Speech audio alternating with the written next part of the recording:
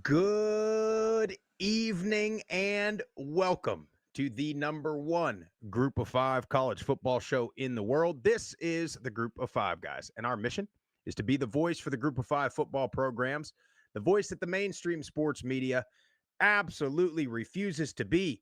We need your help to do that. We need you to follow us on all the social platforms at Group of Five guys. Go to YouTube, Apple Podcasts, Spotify, wherever you get your best podcasts. Subscribe to the channel. Leave a 5-star rating and a review. Most importantly, tell your family and friends all about us. It is time. We are here. It is upon us. Conference previews. That means we've got 5 weeks of conference previews, and then we are into football season. Tonight, we dive into Conference USA. Hope you enjoy the show.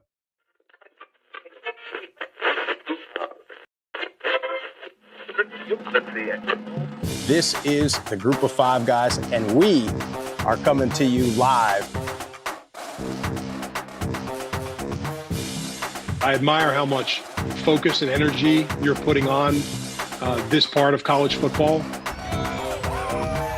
We looked at each other. We was like, Mike, the best place to be is a Group of Five. So I'm sitting here with the Group of Five guys, right? Troy has won. It's been a winner, and it's a special place. So it's why you want the job. But it's a ton of fun to watch a guy go to the NFL from a Nevada or a Colorado State or a Middle Tennessee or an App State, and fans follow that kid. It was across there. You want to have this thing packed out, have the student section packed out, giving those guys hell on the sideline. I mean, that's part of it. I mean, win or lose, like we're winning the tailgate. There's no better place to be developed in this country than Boise State. Jeff, can you believe it? We're here. The dog days of the offseason are over. We're in it. We are absolutely in it. July 14th, 2025, Conference USA preview. I mean, there's no time. There ain't no time left. If not now, then when? We got football season in 5 weeks, Jeff. I mean, I can't wait. It's right around the corner. This is what we've been waiting for, Sprouse. And let me tell you, I know this is Conference USA, and I know we are graduates of the great Middle Tennessee State University. Elite institution. But let me tell you, I tried really, really hard to not be a homer. But I'm afraid it may come off that way. I'm just being honest. Jeff. I'm just being honest. Jeff, it is so difficult to do these conferences. And when you're trying to dig into rosters, and I'm getting confused because I'm thinking, now, wait a minute, didn't he play over here? And then you go and look and like, oh, this guy's transferred 3 times. He's on the 4th roster since we've been doing the Group of Five guys. So it's about impossible to dig into a roster and figure out, who's going to be good. And then the thing is, everybody's got such a new roster that it really comes down to which coach and which culture is able to bring all these guys together, build some chemistry, and stay healthy. I mean, it's really who's going to win all these conferences. Yeah, I mean, it's so difficult to try and analyze. I mean, I've watched a ton of tape, over the last 1.5 weeks, really. But you can only find so much on certain guys. And then some of these rosters are all, players that haven't seen the field or from the FCS. It's like, yeah, it's going to come down to which coach can galvanize their roster the quickest.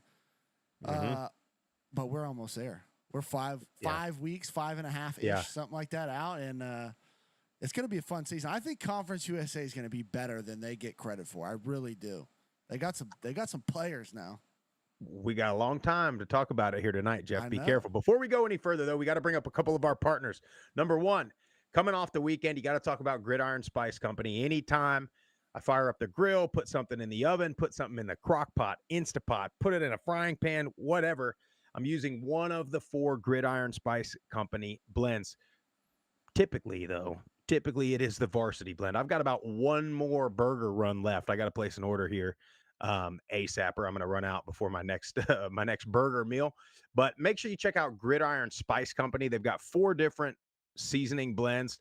All of them are really good. The triple option, salt, pepper, garlic. The Varsity blend is their signature blend. Put it literally on anything. Then they've got a sweet and spicy blend, and then they've got a Cajun blend, which is also fantastic. Use our promo code GOFG GOFG for 10% off. That's gridironspiceco.com. The other one, I didn't even realize this until a little bit ago, Jeff. The game caps. Did you know this is a game cap? This custom group of 5 guy. This is my favorite hat. I wear this hat at least twice a week, and I have a lot of hats. And this is one that I had custom done, and it is by the game caps. So, well, how do we get that bad boy on their website?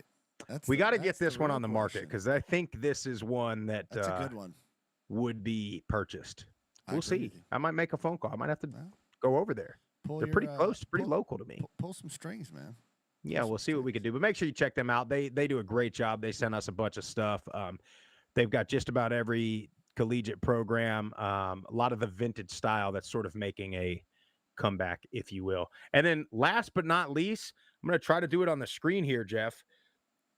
We got an announcement to make. I don't know if you can believe it or not, but I'll let you kind of take the reins on this. So we have partnered with Believe. It is a new streaming platform for us. Jeff, I'll let you kind of talk about that a little bit. Yeah, so check them out, the Believe Network. They got a ton of different podcasts of all different types of pro sports, college sports, but they reached out to us, and we decided to make the jump with them. So they're the ones that are pushing out our audio podcast to all the video listeners out there. If you are listening to us on the audio side, that's the Believe Network. They're going to help us hopefully find a couple sponsors and really get this thing rolling. And who knows, Sprouse, maybe we can make a few bucks off this thing. But shout out to the Believe Network for the opportunity.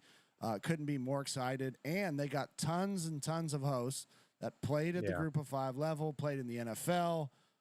So, yeah, they're going to hopefully connect us with some of those guys. We'll have some of them on throughout the year. And just looking forward to this season and this new partnership with Believe. So shout out to them. I was on the wrong side. It's this side. Yeah, there you go. Yeah. Yeah, I think I got that there. Perfect. And then another new thing we're doing, Jeff, we've got the YouTube live chat right up in the corner here, right? Am I on with this? Am I in the right direction here? Is that where that's going to go? Yeah, so I'm monitoring the live chat now, and we got you got some good comments in there. We'll throw them up on the screen so people can, see what you got to say. Good friend Joe Judkins. Okay, fellas, let's hear what do you got to say about lame duck La Tech. I'm sure we'll dive into that since it is Conference USA. And if you're watching on Twitter, on Facebook, hop over to YouTube, hit that subscribe button, hit the notification bell so it'll let you know when we go live every single time. There's always a great back and forth that goes on in that YouTube live chat. That's when we try to monitor the best. So go check it out. Come over to YouTube. Have some fun. Hey, Joe, I'll be in your neck of the woods here next week, my friend. So I'll be there a long time. So I'll be there a full week. So we may have to link up, maybe do a little fish fry. I don't know. Conference USA. So little recap on last year. Jacksonville State conference winner. Then, of course, Rich Rod ran off to his old stomping grounds of West Virginia. You got Delaware and Missouri State coming in from the FCS level. Both are ineligible for postseason play until next year. We've got how many new head coaches do we have in this conference, Jeff? I believe it's like 6. Something like that, 5 or 6. I mean, if you're talking about the teams that came in, I mean, I'm considering them new, right? Yep. And then, of course, you got a bunch of second and third. You got a bunch of second and third year guys, too, in this conference. I think as a whole, this conference is going to be better than it was a year ago. I think that you got to look at it, right? Liberty had a bit of for Liberty standards, a down year last year. Middle has been down for a while. FIU has been down for a while. UTEP is down. Those are some teams that are typically, if you look over the course of the last couple of decades, Middle, UTEP, FIU are typically at least middle to top of this conference. So I think all 3 of those teams are going to be better. And then I think Liberty gets back to their, their standard, if you will. I think we'll talk about Liberty in detail here in a little bit, but I think they had a lot of distractions last year, and I think many of those are not there any longer, not in Lynchburg anymore. They're now in Boulder, Colorado. Is that what you're saying? Well, no, that's not what I said, Jeff. That's not what I said, but I do think that sometimes distractions and their, I hate to use the word handlers, but a lot of times can cause more problems than than they're good for. So let's get into this conference a little bit, Jeff. And we go to you first. Biggest storyline or question mark of the season in Conference USA? So this is one I have that honestly could be for every single conference, and this is something I kind of want to keep an eye out the entire season. But I guess my question is, in the first official season for rev share in place, do we see a direct correlation with the amount of money that's spent on the roster and wins in the record column? That's my question. So if that's what we're going with, we all know. I mean, Liberty's going to be your top rev sharing team. I mean, I don't know this for a fact. So I don't should be. I'm just guessing based off of the wealth of their university, looking at their facilities, how much money they have to spend on that. I'm just assuming Liberty's going to be the top one. Does that directly correlate with the money they've spent in the offseason, now in July, now that rev share is going with conference championship, maybe a win? I don't know. We'll see. And then you got some of the less fortunate schools like our alma mater. You know, we'll see how it goes. So that's my biggest question. What does rev share do? Does that translate to wins or not? Yeah, and it's interesting because I liken this to, even before there was rev share, even before there was NIL, right? There were certain schools that you knew had the resources, that you knew had all the money, and they've been successful, right? You think about Oklahoma State with Boone T. Pickens. That guy, I don't know who he is, but him and it seems like Warren Buffett of the South. They've had all the money they wanted forever, and they've not won anything. I mean, they've been good, but they've not won anything. Oregon, even with NIL, has had all the money, all the resources, more than anybody else in the country. They're the number 1 overall team last year. They still didn't win anything. So, I mean, now, again, both of those teams and these teams have been successful, and most people would give up a lot to be in the situation of an Oregon or an Oklahoma State. But those teams, the goal is a national championship, and they've not got there. It's true. So, if you're Liberty, the goal is the CFP, right? I mean, it's definitely a Conference USA championship is like the floor for Liberty at this point, because you got there already. You got to the championship level. You got to the New Year's game. So now the goal is a college football playoff and maybe even to win a game. So if Liberty wins Conference USA 5 years in a row, but they don't do anything after that, then, I mean, I think, you know what I'm saying? Yeah, I mean, I get what you're saying, but I mean, if you talk to any of the Liberty faithful last year, they were devastated they didn't win conference. So they were ready to fire Coach Chadwell. I mean, some of them were. You saw it on social media. I know. So I guess my question is, I think you are going to see a direct correlation, because now it can go directly to the players. Nobody in the group of 5 is going to max out that $20.5 million ceiling. Yeah. So the schools that have a $6-7 million budget for their roster that they can pay them, I mean, that's as long as you're able to recruit good. I mean, that's always been part of it, right? So, I mean, I guess just that's my question is are you going to see a direct correlation? I think you will. We may not be able to see it for a couple of years. We're probably going to need a larger sample size. And who knows if rev share is going to even be around for that long, but we'll see. We'll see if the rich continue to get richer and the poor stay at the bottom. Yeah, it's definitely something to continue to watch this year and then into the future, right, with some of that stuff. And I kind of have 2 questions, and the one question is the same Conference USA question that I've now had since we've been doing Group of 5 guys. But my first question is, I mentioned it earlier, will Liberty bounce back, right, and be the 9, 10, 11 win team that Lynchburg expects them to be at this point? That is now the standard. So, you don't necessarily sometimes you get annoyed at the delusional fan, right? Oh, why are you calling for a coach's head? We won 8 games. We won 8-4. We made a bowl game. It's like, well, we've seen what it could be, and now that's what we need it to be every year. And so that's my first question. Will Liberty bounce back and be the top of this conference? Second question is, and maybe the most important question, it's been the same question that I've had for years. I already know where you're going. Can Nick Vattiato get more than a half a second to throw the football in Murfreesboro, Tennessee? I'm telling you, we're going to get in the middle. Over these last couple of years, they have had a quarterback. They have had skill guys. They have not been able to protect or create any type of run game on that offensive line. Here we are again. You've now got the veteran. You've got the savvy veteran of this conference at quarterback. Can you give him any time at all? Yeah, and we'll see. Yes, we will. I mean, am I supposed to answer that question or either of those? Or are we going to get into Not yet. Not yet. That's just the question mark. I mean, basically, it's if no, then this is Liberty and Western Conference, really, until they figure that out. If yes, there's another contender in this conference. And that's where I think the conference as a whole will be better. Because I do think they'll be better. I mean, surely they'll be at least a little better. Yeah. You know, and so that's where I think this conference, where instead of having, Liberty, Western, and Jack State, and then everybody else, Sam Houston was pretty good last year. I think you can keep those teams up towards the top, and then you get middle back in the top. You get an FIU, you get a UTEP back towards there, and I think you have a decent little conference. Well, let's get into some players. Before we hop in, Sprouse, I do just want to shout out the chat because we got a bunch of people in there and some new names I haven't seen before, so they hopped over. Obviously, our boy Morgan's in there from Tulane. Matthew Hardigan's in there. Topper Talk, what's up, Topper?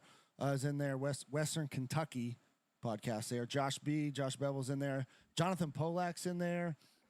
Green Wave Man, what's up, man? Actually, hopped in Green Wave Man's NCAA. Oh, you did get in it. I am in, and I am Navy, baby. We are revving triple option.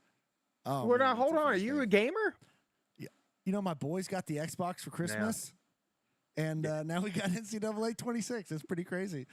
Don't worry, honey. I'm teaching the kids how to read a cover too. Well, there's a lot of that going on. And then the last couple ones I see in there, Andrew Overholt is in there. What's up, Andrew? And Cube, Texas wants to know, Sprouse, what are you drinking? Don't worry about it. This is the cherry cola poppy. Poppy's pretty good. Poppy's really good. And they have Poppy and Ollie Pop, and typically one of them's like $1 cheaper than the other one. They just like rotate. That's all that is. It does. Now, it has a different aftertaste than like your regular Coca-Cola beverage.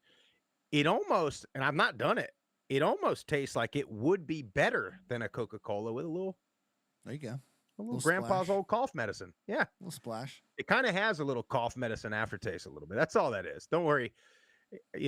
I'm going to bed as soon as this show's over with. So, it's not like, anyway. But let's get into some players, Jeff. By the way, the Tulane faithful, thanks for coming on. I know the state of Louisiana is just in shambles with the La Tech news. Tulane's over there like, I don't know. What's wrong with La Tech? I don't know. They're like, I don't know. We're trying to get to the Big 12. I don't know. But anyway, let's talk about players. So we'll go offense and defense. Give me one or two players. You think just players to watch, not necessarily the best. I don't know if that's the route you went on this, but start with offense. Who you got? Yeah, so I went and I tried to go with somebody that I think is going to have a big year. Might not be like I think this kid has a chance to be the best receiver in the conference, but there's a lot of good ones. But I'm gonna go with number 6 receiver out of UTEP. Shout out UTEP, Kenny Odom. This kid, man, big time player. He's returning from a year ago. This kid is lightning fast. He's not big, but he runs great routes. And I was watching film from last year. I mean, so many contested catches, strong hands, fast. He can play inside. He can play outside. And I think he's going to build off of that last season. He had 741 yards, 8 touchdowns. Skylar Locklear's back. Interested to see him second year at UTEP with Scotty Walden. If he can make a big jump, and I mean, he's got the guys on the outside. Might be one of the most underrated, could be the best receiver room in the conference, UTEP. But they got to be able to get the ball to those guys on the outside. So shout out Kenny Odom. Dude's a stud. Can't wait to watch him this year. Nice pick. Really good pick. I got him. We've been working on our preseason kind of all G5 team, and I've got Kenny Odom in the mix for one of the top receivers. On offense, I went with a guy. I think this guy is not necessarily the best. I just think he's can't miss. He's must-watch TV, and I know I'm a sort of homer in this way. I'm going down to Pitbull Stadium and saying Keywan Jenkins, the quarterback. Hold on, Jeff. I saw you make a face at me. 22 TDs, 8 interceptions a year ago. The guy, like, you think he's a Miami Central High School product. You think he's, dual threat. You think he's going to run around, which he's very capable of doing, but he throws a beautiful ball. Just go put on a highlight film and watch him throw a deep ball or a back shoulder fade. I mean, it's just a gorgeous ball. He didn't run it a ton last year. He dealt with some injuries. The year before, 8 rushing TDs. I think if he stays healthy, I mean, the guy is capable of keeping FIU in some games that otherwise they probably shouldn't be in. So I'm going Keywan Jenkins down in Miami. He's got to have a big-time year for the Panthers. He's been there now. He started 2 years in a row. He's got to come through and be that guy. And FIU has a very high ceiling, very high. A lot of it rests on his shoulders, in my opinion. Well, and you know, we both played for their new head coach, Willie Simmons, and Love he had Willie. FAMU rolling, by the way. It's crazy, man. These guys are like, he's like a young head coach, but he was our offensive coordinator freaking 13 years ago. Yeah. So, I mean, I always loved him. He was our running backs coach. No, I always like Willie Simmons, yeah. QBs and running backs are always, a lot of times in the same meeting room. So he was one of my favorite coaches we had at Middle. So I hope what about on defense, Jeff? Who are you going with? So I'm going with a transfer coming into Sam Houston State. Number 99 listed on the roster, Keelan Cox, transfer from Texas Southern. Sprouse was number 0 at Texas Southern. Okay. Now, Sam Houston, we'll get into it when we get to that team, but they lost damn near everybody on defense, especially on that D-line. I think Keelan Cox is going to have a lot of opportunity to get after the quarterback. At Texas Southern, he had 5 sacks, 28 tackles, and a forced fumble. He's 6'4", 240, can really get around the edge. And they're going to need him. They're going to need somebody to step up in that D-line room. I think he's a guy to keep an eye out for. So shout out Keelan Cox. Not the single digit this year, but well, yeah, I don't like that. I don't like that change. New coach over at Sam Houston, he's coming in. Usually they reserve that for like the guy that's been there. You know what I mean? Yeah, that's fair. You got to earn that. You got to earn that single digit interior D lineman. I'm going Brylan Green, safety at Liberty. Liberty, their defensive backfield, it's kind of interesting.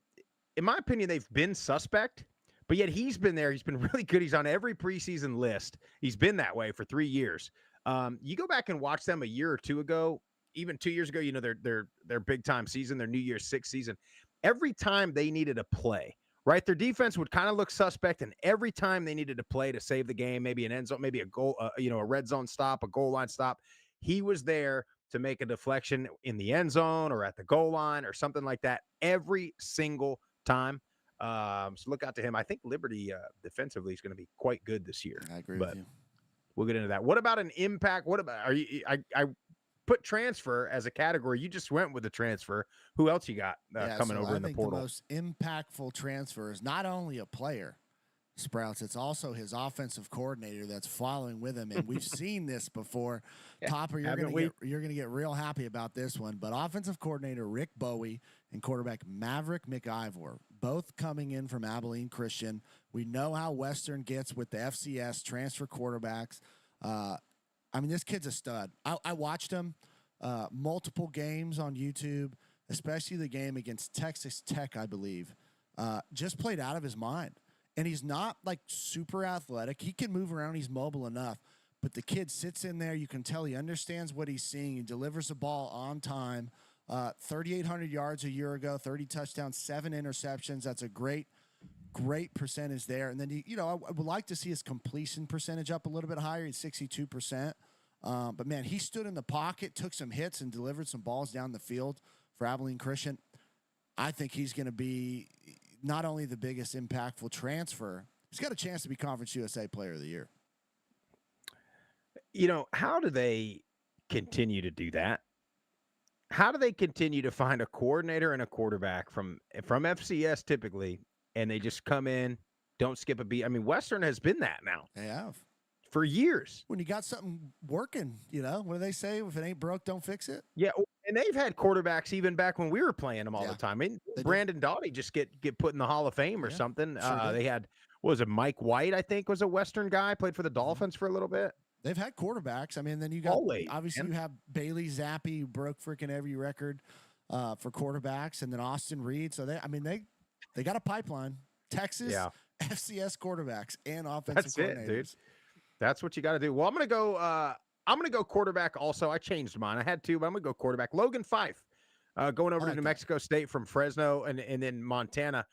The main thing I'm looking at is, this guy sat there at Fresno under a great coach in Jeff Tedford, and then with some great quarterbacks to watch and learn from. So I just think this guy comes in with a ton of experience.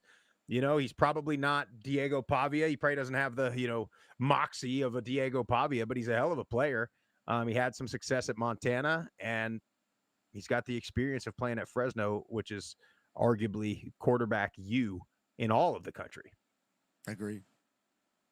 All right, Jeff. Want to get into some teams here? Let's do it.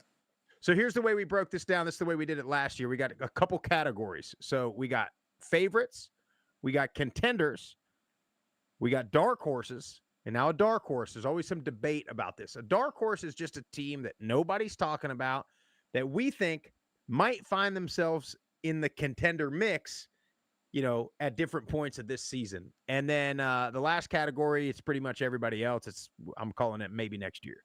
And then we'll make a prediction. We'll talk about the biggest games, non-conference and conference, and then we'll predict who wins this whole thing. All right. So let's talk favorites. I mean, the favorite, right? It's got to be Liberty. I mean, I think position by position, they're the most talented team in this league. Again, they're probably going to get some complaints. Their non-conference schedule is not great, but they do have James Madison coming up to Lynchburg. They go up to Bowling Green. It's going to be a bit of a challenge as well. What do you think? What are your thoughts on the Liberty Flames? First of all, is that who you have as the? Yeah, it is. I have Liberty as the favorite. And I think, truthfully, I think what they've been able to do in the offseason in the portal, picking guys up, they lost a lot. I mean, you lose Salter, you lose Cooley, their top wideout's gone, 3 offensive linemen gone, so they lost a lot of production on the offensive side of the ball. Now, I think losing Salter actually is a benefit to them. I think he was a bit of a cancer in that locker room. And then you get Ethan Vasco coming in from Coastal Carolina. That's probably going to be your quarterback. At least it looks like it on paper. They do have Ryan Berger, App State transfer, who's not a bad player, but I think Vasco's, physically more gifted than him. And then Vasco should know the system under Chadwell out his time at Coastal. But he's got to make a jump. He has got to really be the guy that I think everybody thought he was. He's not. He has a great arm. He's obviously very athletic, which I think plays, in that zone read motion type of offense, plays in his favor. But you got to be able to be efficient in the pass game, and that's what he's kind of lacked. So I think this offense really starts and stops with him. Whoever the quarterback is, I think it's going to be Vasco. And then you move Julian Gray from wide receiver to running back. Not a big guy, but he is shifty as all get out. Which again, Chadwell likes. He likes those kind of smaller. You can move him around, you can run motion with him, put him in a lot of different spots. So, I think, and then they added a lot of size on the outside, and Casey Kane from UNLV and Jamari Pearson from Colorado State. Not a lot of tape on those guys, but they got good size. I think they'll come in and contribute. But yeah, I think Liberty, especially offensively, is going to be solid.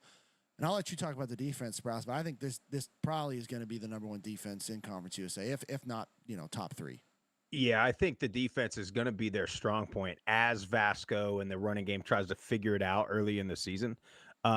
They lost a couple of guys post-spring, but then they got a couple of guys post-spring. So that's kind of how it goes. They offensively, I think Vasco fits this offense better. I mean, I think that's why he made the move. So I think that's, I mean, like you said, Salter, I think that whole thing was a mess. I think a lot of these times when you're seeing a guy that's all about NIL and you're fighting to try to keep a guy, might be best to let him go, before it gets to that point. But I think, I talked about Brylan Green earlier. I just think they're solid on the back end. They got a lot of size up front too. CJ, am I saying the name right? Is it Basil? I don't know. I might be messing that up. He plays like that joker, which is kind of your stand-up edge, pass rush kind of guy. He's been there a while. He's kind of the anchor of the defensive front that's been here. And then you bring in a couple of transfers. I think they'll be just fine. Yeah. And they returned Joseph Carter at middle linebacker, led the team in tackles last year. So yeah, I think with the continuity they have, the pieces that they added in, it's just they're going to be it's going to be hard for teams to score on them. Well, and here's the thing too, Jeff, right? They lost 3 conference games last year. The Kennesaw State game is like, that's the one you throw it out, right? But then they lost by what, a total of like 3 points the other 2 games. Yeah. I mean, they didn't. Everybody expects them to just go beat everybody by 3 touchdowns, and like when you're in conference play, it's not really going to happen. Well, everybody So- game plans for conference, really. I mean, it's Correct. nice to win your non-conference, but everybody's tuning their roster up to beat. I mean, if you are Liberty, Western, the top dogs, like they're tuning their roster up, especially defensively, to stop those offenses. So, Yeah, And I mean that's. Go ahead. well, I was just going to get into their schedule a little bit because I think they do have a little bit that. I think Jacksonville State early. Jacksonville State's got a lot of question marks, but you got to go. You got to go there, and then you're on the road again at Bowling Green. You get James Madison at home, who I think James Madison's going to be one of the top Group of 5 teams, and then on the road at Old Dominion. That is a 4-game stretch that I think the travel plus physicality. If you're not ready to go early in the season, you might have a loss or 2 in that mix. Can I make a point here, Please Jeff? do. When I'm looking at that schedule, because you're so spot on with that. Because who do you want? Like, is your schedule more difficult if you play Georgia week 1 and you just get beat by 50 points? You know what I mean? Like, that's what all these teams want. Like, okay, congratulations, you played somebody and got just physically assaulted on the field. But you play a team like James Madison, who's going to also be very, very physical, but they're more than likely not going to like blow out Liberty. Like, they should be talent-wise, they should be about the same. And again, don't come at me saying, "Oh, there you go," saying SEC. No. I said Georgia, Yeah. which is what they're going to do to majority of their conference games. But I always look at that. Like, we're going to talk about middle, and we're going to talk about how great middle schedule is, but they got to go to Wisconsin. No doubt. But you kind of, to me, I like throw that game out, right? Like, they're probably not winning that game, but who cares? We're like, Liberty's going to have a couple of games, Bowling Green, Old Dominion, James Madison. They're going to be dogfight games in the non-conference.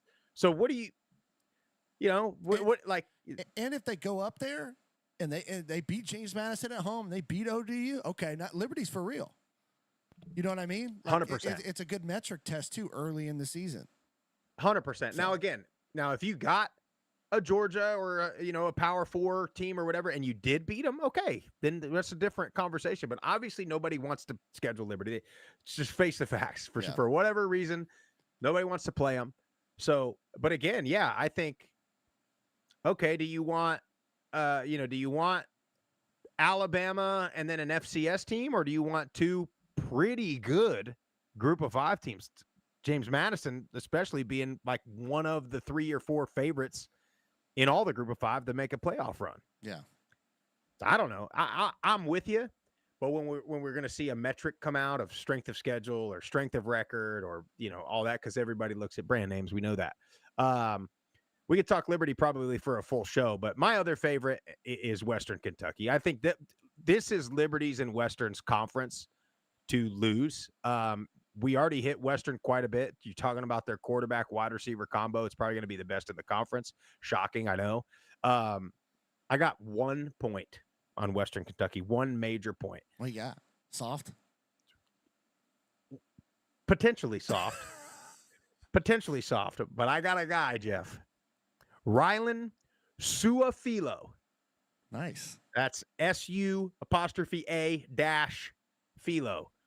Southern Utah transfer. You just go ahead and close your eyes and imagine what this man looks like. 6'1", 315. Polly. Want to figure out how to stop the run? You get you one of those, and you just put him in there and say, figure it out, because nobody's going to be able to move that guy. I don't care who it is. So that's kind of where they've been suspect in the past, is that like the front, that D-line, the run defense. I think they're going to be much better there, on top of the continuous pace that their offense has kept for the past decade. Yeah. No, I think this offense, I talked about, McIver, I think he's going to be great. But I called the receiver last year on this very show, Conference USA preview, Keyshawn Johnson, transferring into Western last year. Well, I got another one. Matthew Henry from Western Illinois. This kid has the potential, I think, to lead the team in receiving. A year ago, he had 63 catches, 1,100 yards, 6 touchdowns, averaging 18.7 yards a catch. This kid is a dog. Solid route runner, fast enough, but has incredibly strong hands. That's what I wrote down. And then in that offense, they're going to throw it like 40, 50 times a game. So this kid is going to have all the opportunity in the world with a phenomenal quarterback coming in. So you talk about reloading your offense. I mean, they lost 4 out of their 5 wideouts from a year ago. Well, they're just reloading in the portal again at the quarterback and receiver position, which is crazy to do, like crazy to have to do and then hit with the success like they've had. So, yeah, I think it's Liberty and Western. Like you said, it's their conference really to lose. But then you look at their schedule. I mean, to open up the year with Sam Houston. Week 0, who I think is going to be good. So there's no tune-up game. This game matters, has all the meaning in the world, right? And then you get, let's say you get past Sam Houston, which I don't think is going to be an easy thing to do. You get North Alabama, so there's your little tune-up. But then you go on the road at Toledo. You get Nevada at home. Then you get a little bit easier Missouri State, Delaware, FIU, kind of get into the heart of Conference USA. But I think opening up with Sam Houston and then going on the road at Toledo, you better be ready to go. Yeah, Sam Houston, especially week 0. I mean, Jeff, that game is a month away. I know. I mean, and they haven't started practice yet, have they? And you know what I mean? Limited fall practices are now. Yeah, exactly. Especially, and Sam Houston's going to have the same issues, right? Especially, though, we got a new quarterback, a new coordinator, new receivers, new combination on the line. You got all these new pieces, and you're probably not even allowed to hardly practice in pads. And then, God forbid, you get one lightninged out in the summer. Yeah. I mean, you're right. No tune-up game. You're lucky that game's at home if you're Western Kentucky, but week 0, freaking right into the meat of the conference of, in my opinion, 2 of the top 4 teams in this conference. Yeah, and then you have to play on the road at Louisiana Tech, who I think is going to be better this year. Then you obviously get 100 miles of hate finally at the end of the season. But then after you play a physical, hopefully physical, MTSU team, then you got to go on the road to Baton Rouge before you got to go on the road for Jacksonville State. Because at Jacksonville State, let me tell you, that game could matter a whole lot in conference at the end of the year after a physical game against LSU. And that's where we've talked about this, and we're so far away from this, right? But, both Western and Middle avoid Liberty this year. So you look at that point in the season, right? Let's just say Western comes out firing, they're hitting on all cylinders. Let's just say they beat Middle 100 miles of hate. Now let's just pretend they're 9-1, 10-0 right there. Okay. And you're now in a position to host and win Conference USA. And depending on what happens in the Mountain West and the American and the Sun Belt and the MAC, let's just say Western's a top 25 team. Now you go to Baton Rouge. And is your thought, hey, like, if we pull this game out, we're making the playoff. But maybe we pull it out, and we've fought our ass off, and we are just beat to hell, and then we got to go to Jacksonville State, and that's where you drop what. That's where you've seen this story happen how many times? Not necessarily with Western Kentucky, but with a big upset, right? And now everybody's talking about you. Game day will probably show up in freaking Bowling Green if that happens. And then Jacksonville State shows up. Well, is that game in might be on the road. But anyway, you get where I'm going here. Yeah. And then it's a huge drop off. Or do you say, hey, you know what? Our goal in this season was to win Conference USA. So let's play LSU tough. Let's see what we can do. Let's try to pull out the upset, but let's not run every trick play we got. Yeah. Right. Let's not, if somebody's 60% and real banged up, maybe let's not play this one, and let's make sure we're healthy for Jacksonville State and we're healthy for a conference championship game. That's where the dilemma comes into play. And that's where you're better off. So it's tough because you want to play a team like LSU in week 1 or week 2 and be kind of taken out of any rankings just right off the bat. And then like how Middle's been over the past decade of you're just beat up all season and you can never catch up. Or do you want to have that game at the end when you're trying to get ready for a conference championship? It's a good question. It's a debate. Topper says he's got 1.8 million reasons why he loves that LSU game. I'm sure you do. I would too. I would too. But what if you're, but Topper, what if you're what if you're 9-1 and you're number 25 in the land, and LSU? I mean, we all know they're expected to be, they're expected to be a Pretty top good. 5. Supposedly their quarterback's winning the Heisman this year, Nussmeier. But what do you do there, Topper? Do you rather go for that upset and then lay a fat egg against Jacksonville State the next week, and then maybe you don't even get to the championship game? Or do you want to win the conference and host the championship game? I don't know. Anyway, anybody else you have as a favorite besides Liberty and Western? No, I think it's them two at the top. So let's get into contenders. And I'm a little nervous about what you're going to do here, Jeff. What am I going to do? But I might do it too. Well, we'll see. We'll see what you got. I'll let you go first. My first contender, you mentioned them earlier. I think they're going to be good. A lot of people have them falling completely off the map. I think Sam Houston is going to be pretty good.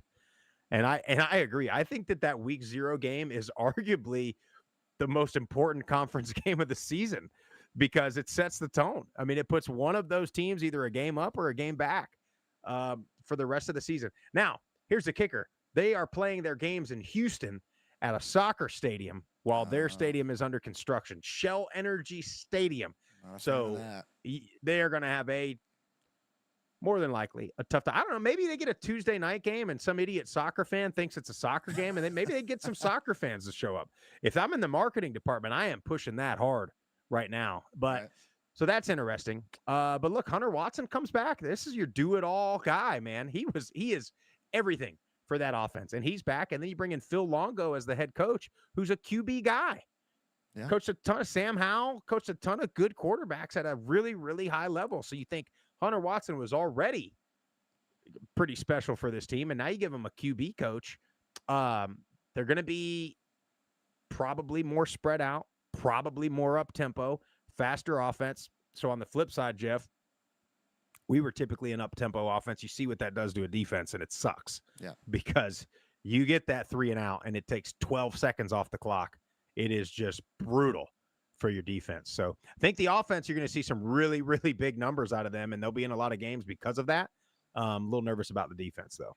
Yeah, I agree with you. And to echo your points real quick is, Phil Longo coming in, I think that's where Hunter Watson's going to get the biggest improvement because to be honest, hasn't been a great thrower of the football. He's been able to run all over the place, and he's been effective enough. But if he can improve his throwing ability, that's where I think this takes this offense to a whole nother level. Now, again, that week 0 game, can you get everything dialed in, quick enough and, really 3.5 weeks of fall practice? We'll see.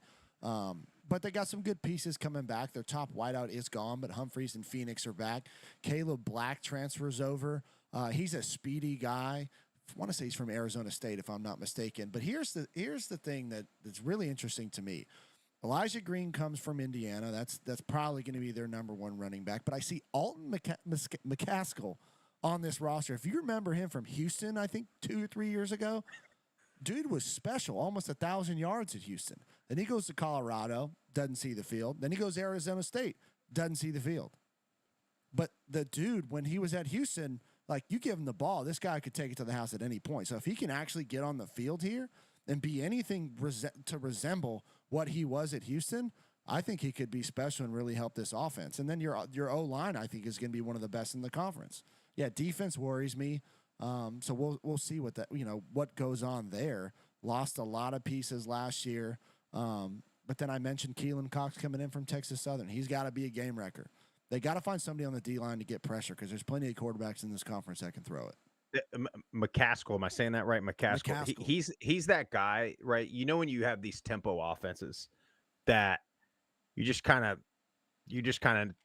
thinking and thumping them to death, right? You're just hitting a little stupid fast. Right? I hate this offense so much. I played in it, but I hate it. They run a little fast screen every other play, but you go tempo, and then all of a sudden, that defense, the D-line starts moving out just a little bit. And linebackers start cheating out just a little bit. And then you hand it off to a guy like that on a little inside zone, and they're gone. That's the kind of guy that he is. But I think a lot of people are down on Sam Houston. And we've talked about Western now, Jeff. We've talked about Sam Houston. Are we ready to commit to go into that game? Yeah. I don't have commitment issues, buddy. I don't either. You're the one. I'm in. You're the one that just had a kid. But yeah, I mean, I think it's pretty safe to say, Topper, Third one, Jeff. help us out here. I think we're coming to the. Yeah, I think we Sam got to be there Houston, week 0, right? Western Kentucky week 0 game. But we'll DM you. We'll reach out. We'll try and get some things set up. How many more contenders do you have on your list here, Jeff? That was, I mean, honestly, I had one more. I have one more. Okay, who you got? I do want to briefly just say one last thing about Sam Houston. Oh, yeah, go. Their start to the season is brutal. I mean, Yeah. You're playing the other favorite we said in the conference in Western Kentucky on the road, UNLV at home. Then you got to go all the way to Hawaii, which I think Hawaii's going to be a lot better this year. Then you got to go on the road to Texas. And then on the road New Mexico State. That's the only thing that worries me is those first 5 games. Can you get through the first 5 games of that schedule without just being completely beat up, tired, like all the things that come along with that brutal physical travel, all of it. Yeah. The good thing is they get a bye after Hawaii and then a bye after Texas. I But it's don't like that care. short bye because that's when they start the midweek games. Yeah, it's going to take you every bit of 2 weeks to recover Yeah. from those. But Yeah, that's going to be tough. But again, the most important one of that stretch is week 0. yeah, I agree. So you find a way to get it done week 0, and then who cares what happens the rest of the way? You get yourself healthy, you get yourself rested up, and then you get into the heart of conference play, and you'll be just fine. True that. Even if you're 1-3, 1-4 at that time, who cares? Your goal is to win this conference. That's it. Did you have any other? Well, I have one, and it's not my alma mater. okay, go. Who do you got? I think it's the new member of the Sun Belt Conference in 2026. La Tech. I think La Tech. Beautiful. For a couple of reasons. I was down there last year and they beat the brakes off of the Blue Raiders in Ruston. This Evan Bullock kid is a pretty damn good quarterback. He's a big guy. He can run. He can throw. And then you get the resurgence of your good friend, Tony Franklin, coming back to college football. And say what you want about the guy. I'm not, I don't even know Tony Franklin. I know you don't. Why are Well, you putting that on me? We just talked about him when you had all that stuff with Middle. But everywhere he's gone, he's been able to put up offense. Yeah. And that's the thing about it. And I think their O-line potentially is an issue. Tony Franklin's offense of years past. Now could have made some changes. He's got the Tony Franklin system. It's always helped for smaller, like less talented offensive linemen. So I think that this offense with Evan Bullock, tight end Eli Finley is going to be a great big target in the red zone. I just think that La Tech, Sonny Cumbie, it's his 4th year. They lost some pieces on defense for sure, especially at the linebacker spot. But they got a great corner. They got some great pieces coming back, and they added some guys in the portal. I just think La Tech's going to be a team that's going to be in the mix. I do, towards late in the season. So I had La Tech as a dark horse because I think everybody thinks they're terrible. Everybody in the Sun Belt is all mad that they're getting a terrible team. Yeah. And you said everything spot on. I mean, Evan Bullock, 14 touchdowns, 3 picks last year. I mean, protects the ball.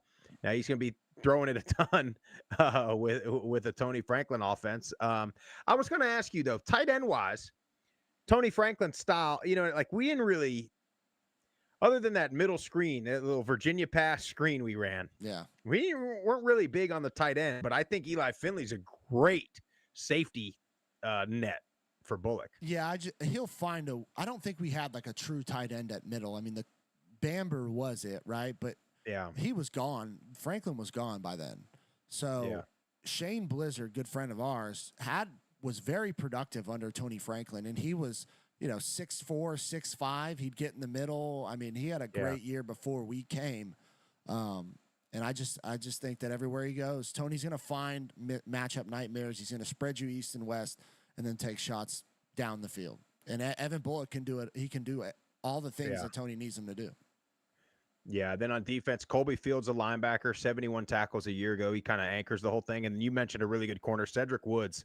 Yeah, this is an NFL guy. So if you're down there in Ruston and you want to watch a guy, you don't really know who you're checking out, Cedric Woods is like a true shutdown corner that you have.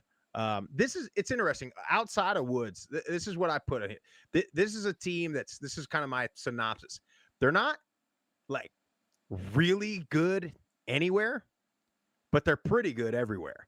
Yeah. Like they're not like you're not gonna they're not going to be Western with a QB wide receiver combo throwing it all over the place. They're not going to be Liberty with a really good defense, but they're just solid across the board. You're absolutely right. I think they're going to be really good. And the only reason I didn't have them as a contender and I had them as a dark horse is because of all the talk that we've been having in the last couple of weeks about them going to the Sun Belt. Yeah, I mean, and again, this is kind of the theme with each schedule as we go down. Again, I think their early part of their schedule is very difficult. I know that the warm up against Southeast Louisiana, it is that, but then you go on the road to Baton Rouge, going to be a top team. New Mexico State at home, but then you got to play Southern Miss. Southern Miss is going to be a top team in the Sun Belt, and then you go on the road to UTEP. But then you also play Western, but you do get Western at home and you get Liberty at home. That is the advantage that they get, and that is that's somewhat of a far travel for Liberty and Western. So you have that advantage, but they play Washington State towards the end of the year. Like they got some physical matchups on their schedule. Can they hold up is the question. But having Liberty and Western at home is an advantage. Yeah, I agree. I think Sun Belt fans can rest easy tonight, knowing that they're probably going to get like a 7 or 8 win team, maybe 6-7 more like I would say, coming to their conference next year. But I had them as a dark horse. I did have one more contender, Jeff, and I'm so sad that you did not, because I was going to just get on you for this. The Blue Raiders, Jeff, are a contender in Conference USA. How can they not be?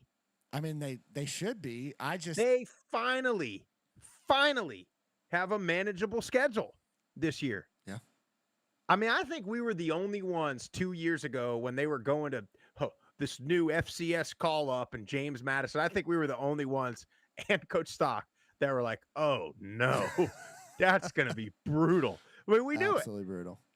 And then you go. I mean, you had at Alabama, at Missouri, back-to-back weeks. You've had at Michigan, at Georgia over the last couple of years. I mean, it's been just awful. And finally, yes, they go to Wisconsin, but finally, they have a schedule to manage. They had, Jeff, 10 different offensive line combinations last year.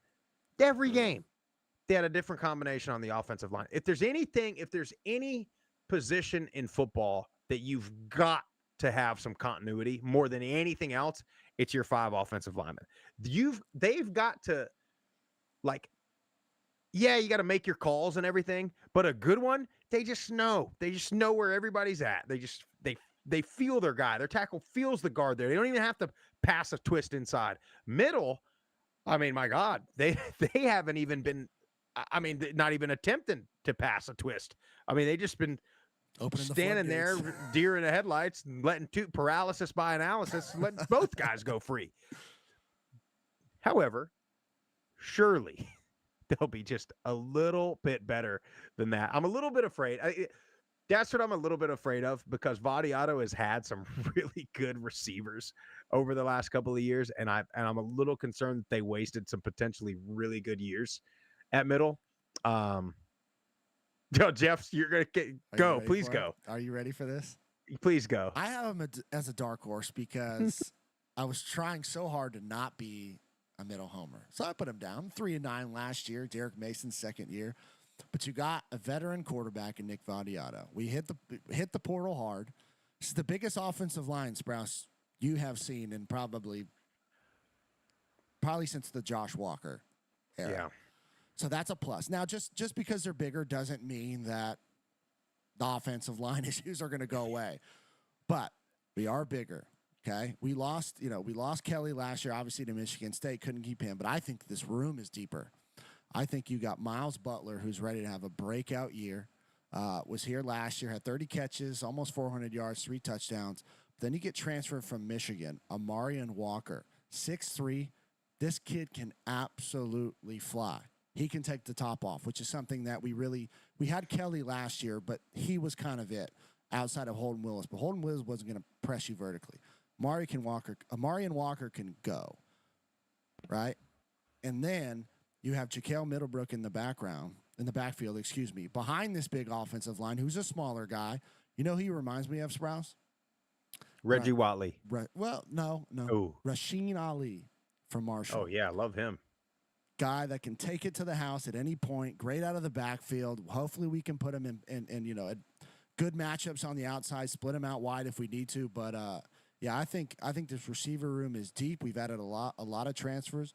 I'm just ready for the Blue Raiders. Defensively worries me a little bit, like it did last year. We're bigger and longer than we were, especially on the back end, but that doesn't mean that we can run and go.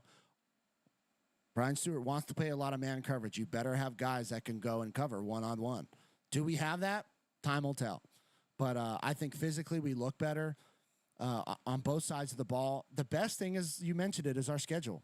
Our schedule is the best schedule draw we have had in 10 years. You open up with Austin P at home, great tune-up game, hopefully excites the fan base. You go on the road to Wisconsin, not expecting a win there, but I think we can compete. It's a manageable Power 4 game. On the road at Nevada, it's a far travel, not great. Nevada's better, but they lost their starting quarterback, who was really all their offense from a year ago. He goes to Memphis. Then you get Marshall at home, very manageable. They lost about everybody to Southern Miss. Then you start, the other part of your conference, Kennesaw State, Missouri State, Delaware. You open up with the 3 newcomers who you should be able to handle physically at the very least. Then you get Jacksonville State at home. You get FIU at home, that return game for Willie Simmons and company. Then you get Western on the road, Sam Houston. I just think the schedule sets up about as good as you could want it if you're a Blue Raider fan. Yeah, I mean, I think there's a strong chance you open up 3-0 in the conference, and there's a really good chance, you're what, 5-1, getting into the heart of I think it's reasonable. this season. I think it's reasonable. Yeah. Still have excitement, hopefully, in your fan base, which has always been a problem. Well, that's exactly right. That's what it's been with the scheduling in the past, is you just start the season. And yeah, I think it was the one year, right? You go to at Bama, you get smoked. You go at Missouri, and you almost beat Missouri, if you remember that year. And then I feel like you started conference play. It was like they went UTSA, UAB, Western Kentucky 3 weeks straight, which were the best 3 teams in the conference by a long shot. Yeah. And they got beat by all of them.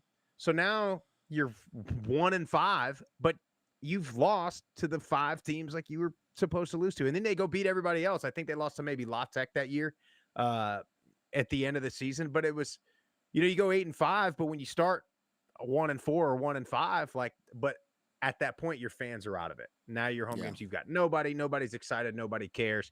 Best case scenario is a halfway decent, but the Bahamas Bowl, where now you look at this season and, okay, you're halfway through the season and you're still very much alive for a conference championship. Now, whether or not they show up for one of those is gonna be, don't count on it, yet to be seen. But no, I do like middle, and it's mostly because of the schedule. Yeah, I think that plays a huge part into it.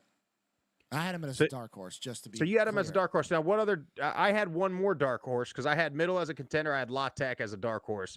We talked about both of them. I had UTEP. That's who I have too.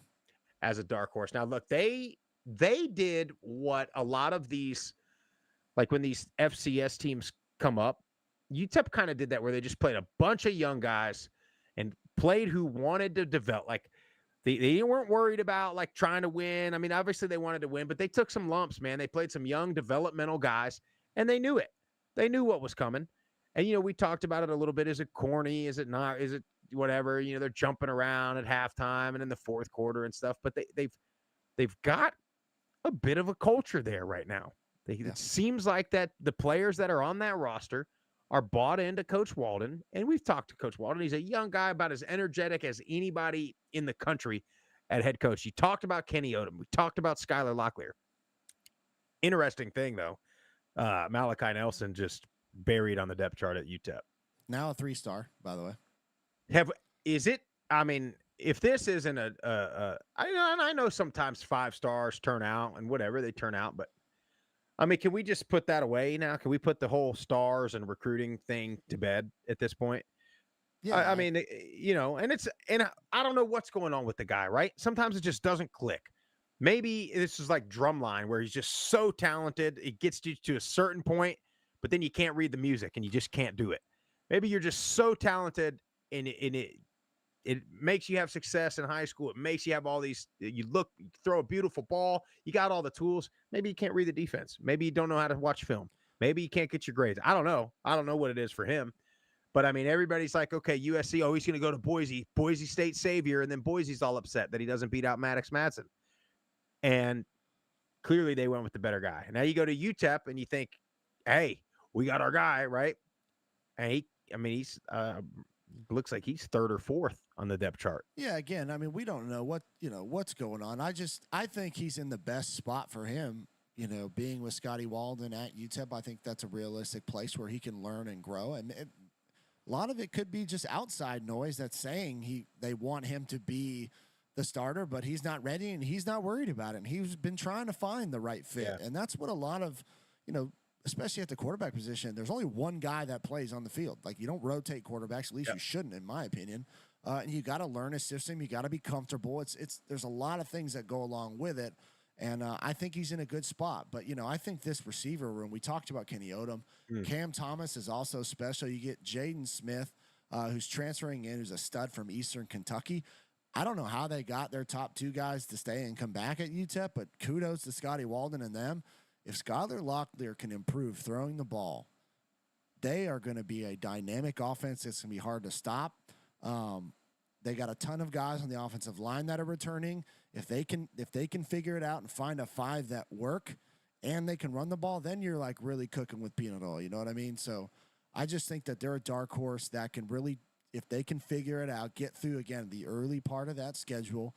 You got to go on the road to Utah State. You get Martin at home. Then you got to go on the road at Texas. But then after that, it kind of eases up. You get into conference. You do play the top guys in Conference USA. You avoid MTSU. But yeah, I just think UTEP in their second year is I think they're going to make some strides. They're going to look a lot better. I love how you just threw that in there. Would they avoid MTSU? Well, I just sat here and told you how good I think middle's going to be. I mean, that's a plus if you're going off of my analysis. I know. Hey, I got one more stat on UTEP, and this is I took this directly out of our main man Phil Steele's magazine, and this is quite telling. So last year going into the season, the average squat max for this UTEP team was 360 pounds, which is not good, by the way. For a collegiate football team, it's not very good.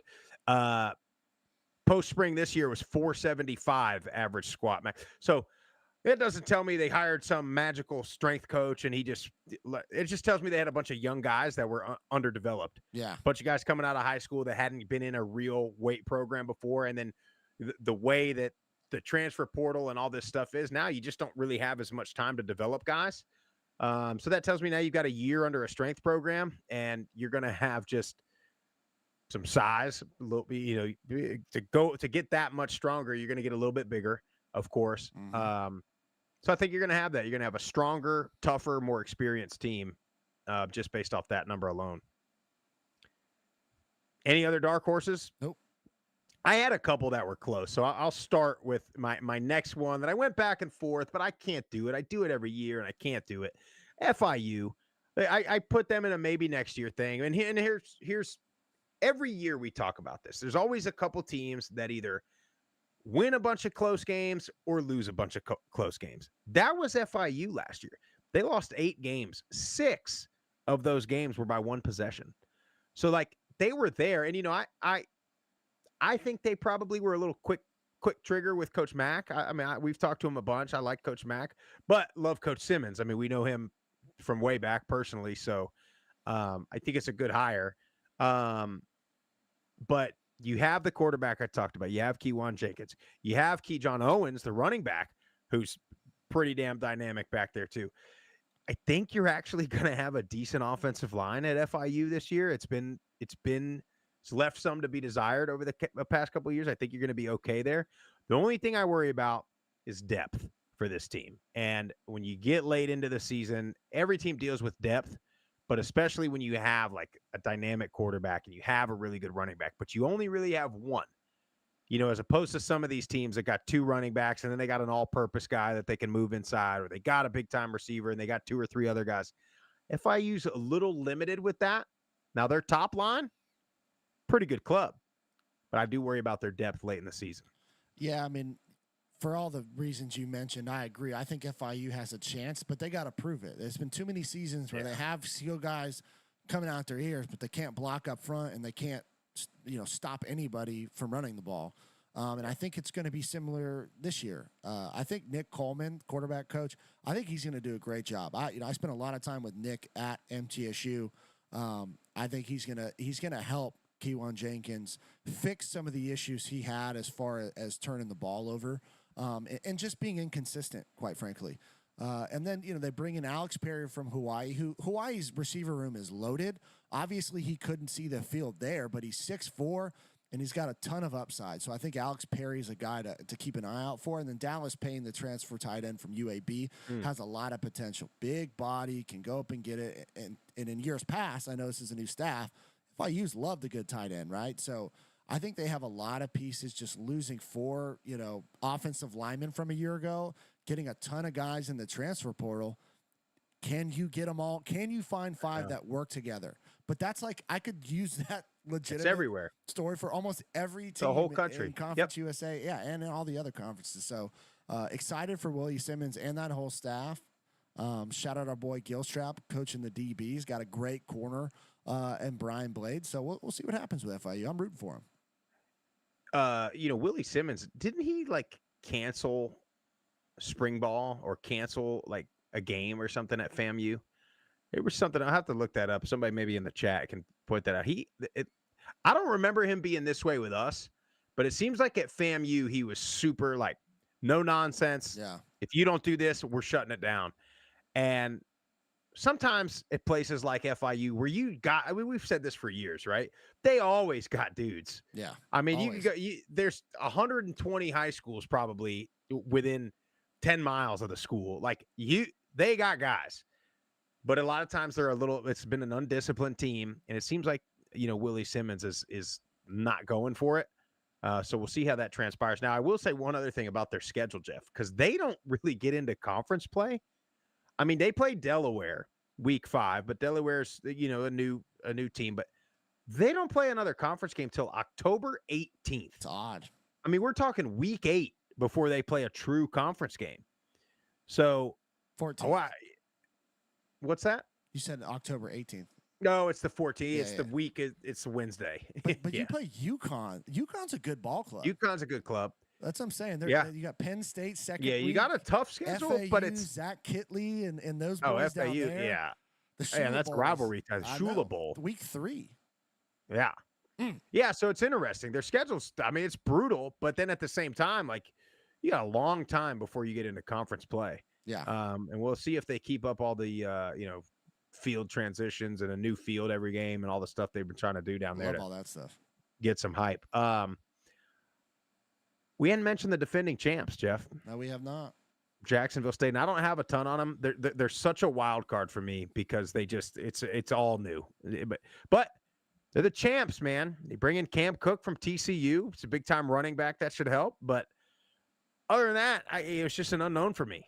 Yeah, I mean, I put on my notes here so many questions, and that's what Jack State is. But Charles Kelly coming in, his first year was at Jack State previously.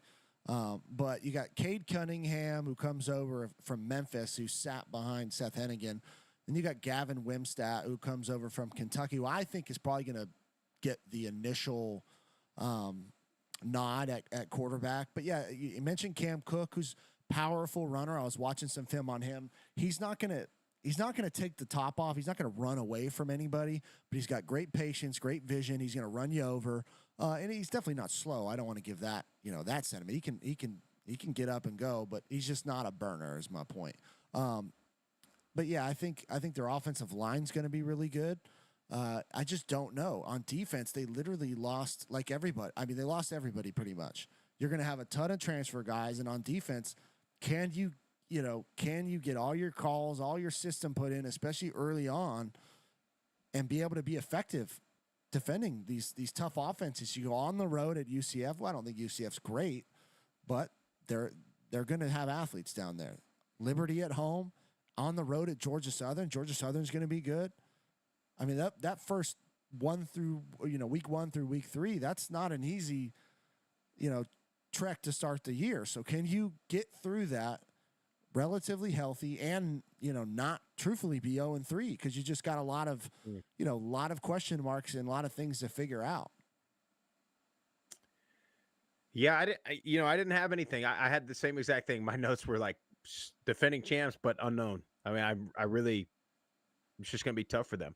Yeah. What about the newcomers? What about Delaware? I think long term, I think Delaware is an absolute home run to get in this conference. I think that. See, I think long term, and we gotta be careful, man. Half of this conference is 3 years or less into the FBS, so everybody's getting all worried. Oh, the conference is falling apart. This and that. Look, man, it teams like Delaware, Missouri State, good programs. They're going to be really good in this conference. You just got to give them time.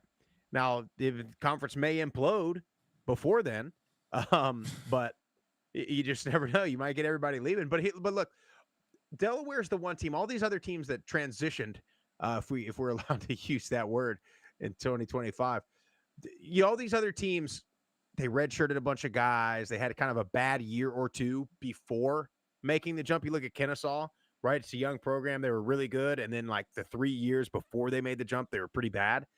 Not Delaware. 9-2 a year ago. They bring back a bunch of starters. They are from I don't like using this because of the portal, but they are the most experienced roster in Conference USA.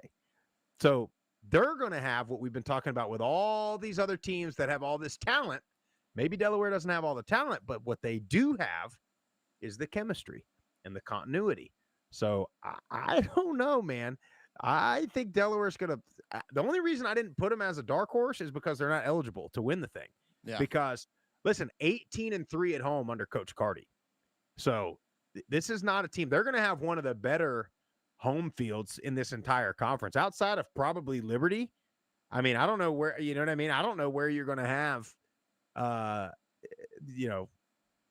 better crowds than Delaware. No, I agree with you. And we had our first ever caller later when we get to voicemails. Got a Delaware Blue Hen caller calling in. So shout out to them. Yeah, Ryan Carty played quarterback at Delaware from 2002 to 2006. So the guy loves his school, riding for him. Zach Marcus, the quarterback. Coming off a solid 2024. Only appeared in a few games, coming off a knee injury from 2023, if I'm not mistaken. But looked great. 1,000 yards passing in 4 games, 10 touchdowns, 0 interceptions. I mean, he protected the ball. He's got a strong enough arm. But what I loved about watching it was everything was delivered on time, accurate. And if you can do those two things, that's gonna translate. The speed might be a little bit faster. They're not really all that, at least on paper, like small in size, at least up front on offense. So I think they'll be fine there. Just the longevity of playing more physical football week in and week out is my only question mark, especially get late to the season. You do have to play on the road at Colorado. You get UConn at home. Well, I just talked about them. You got Western, Jacksonville State, Middle Tennessee, and a Liberty 4-game stretch in conference. That's pretty brutal. You're talking about 3, if not 4, of your better teams in conference. So excited to see Delaware. I think they're going to beat some teams and surprise some guys. I don't think it's going to be no disrespect to Kennesaw last year, but I don't think it's going to be where everybody just kind of physically, especially up front, rolls over Delaware. I don't think that's going to happen. Yeah, maybe it's because they're in the Northeast, but they remind me a lot closer to a James Madison than any of these other teams that have come over as of late. But that might just be complete. What do you got? I said careful. No. Well, hopefully their fan base takes a liking to us early. I don't know if we did not have that. Look, James Madison, their first game ever in FBS was against our alma mater. We saw it coming from a mile away. Smoked. We talked to Coach Stock a month before that game, and we were just laughing about what a terrible schedule they had. We knew it was coming. Yeah. So that's why but anyway, what about Missouri State as the new team? I'd tell you this, Jeff, you're Mr. Quarterback. Missouri State's got one. Stud. Jacob Clark, 3,600 yards a year ago, 26 TDs, only 6 picks. I even watched a little quarterback tape on old Jacob Clark. Now, I didn't know a ton of what I was watching, just a whole ton of completions and accurate throws. That's what I saw. Yeah, I mean, 70% completion percentage. Watching him, the only thing I'll say is he's not mobile, so he's not going to run around and do any of that. So, if you get some of these defensive lines that can get after the quarterback, that could cause issues. But, that's any quarterback. I thought he was phenomenal. Really seems to understand coverages just based off of, again, throwing on time, throwing guys open in certain windows. So I think Missouri State's going to be better too. They're going to be good. They're not going to be an easy pushover. Shamari Lawrence comes over, who we saw at FIU a few years ago, was a great running back. And then three of their top 4 pass catchers from a year ago are gone. Jamarian Robinson returns to lead that group. And then you get 2 transfers coming in to try and help out, and Dash Luke from Louisiana Monroe and James Blackstrain from Georgia Tech. Again, not a ton of tape on those guys, not a ton of stats, but we'll see if they can come in and help contribute. I think they're going to be good. Defense lost a lot of key guys, but they returned their top 3 tacklers, so we'll see what they can do. Yeah, you mentioned Clark not being very mobile, and that's my concern for them. Is it's a good offensive line, but it is a step up, if you will, right? And so you talked about, you get these pass rushers like these guys at Liberty, and some of these guys that, if they're putting pressure on them, you know what I mean? And then, God forbid, you look at their schedule, they're going to be banged up real quick. That's what I because they go to USC, they go at Marshall. I know everybody thinks Marshall's going to be down. Sunbelt's not yet. They still got some dudes. Okay. And then they get SMU at home, which, by the way, congratulations, Missouri State, for getting SMU at home. Do they have a tune-up game or no? They don't, right? No, USC. Yeah, that is West your Coast, first East Coast. FBS home game is ACC powerhouse SMU. So congrats to them. But yeah, I think both of those teams long-term, I think they're going to find themselves at the top of this conference about as quick as Jacksonville State and Sam Houston have. Yeah. So I agree again, with you. dude, you're looking at this conference and you look, okay, Kennesaw's not great. Sam Houston and Jacksonville State have been in the conference for 3 years? Mm-hmm. Kennesaw, this is their second year. Now you got Delaware and Missouri State coming in.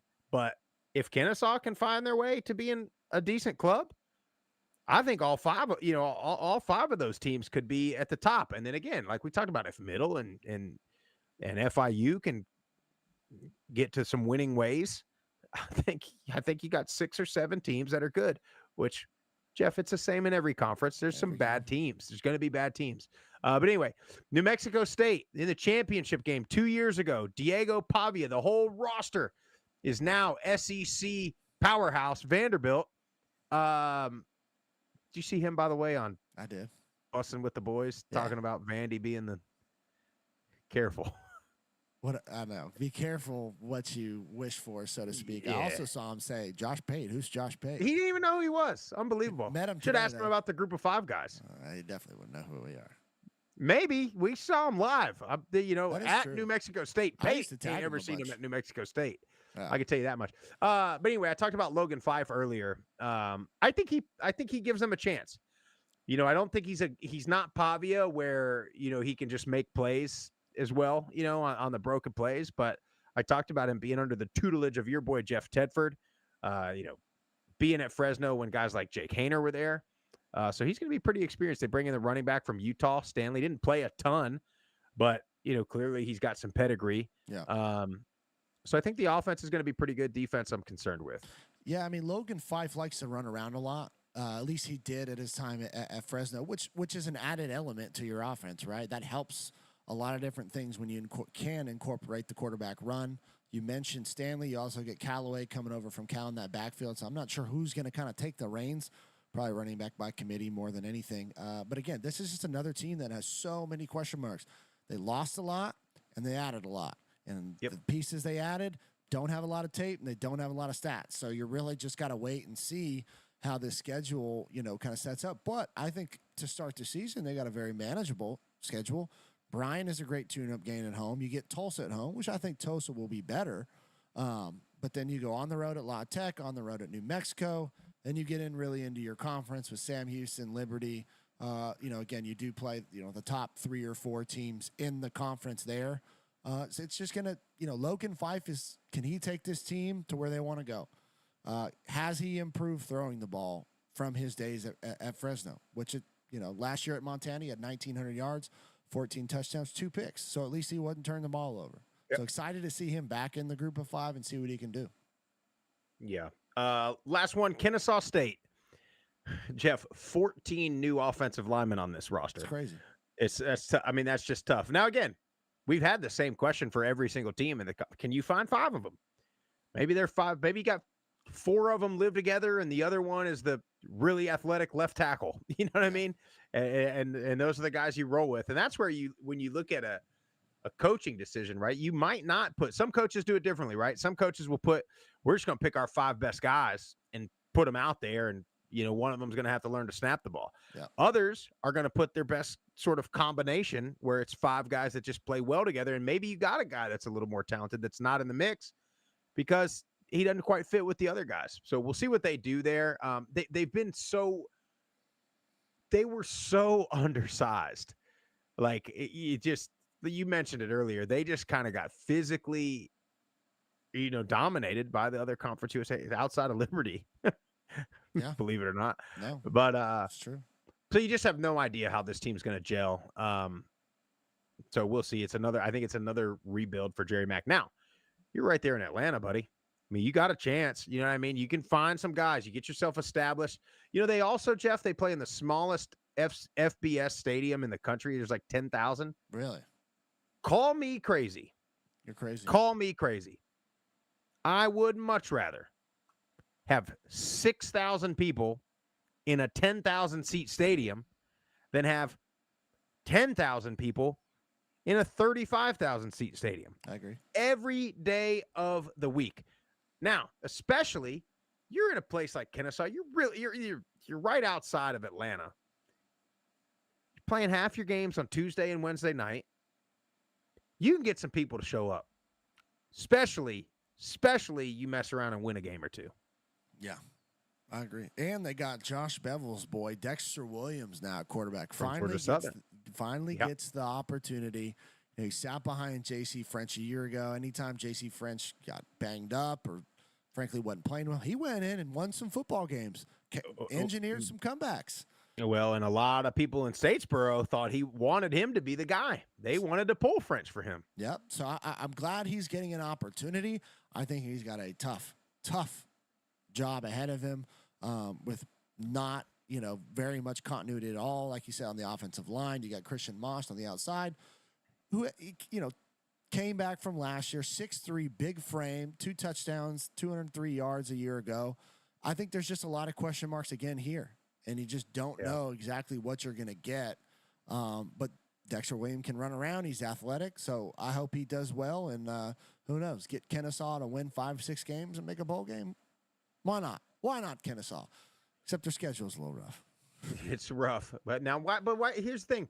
Why can't Kennesaw do better than what Georgia State's done? I mean, you're right there. Now, you are in a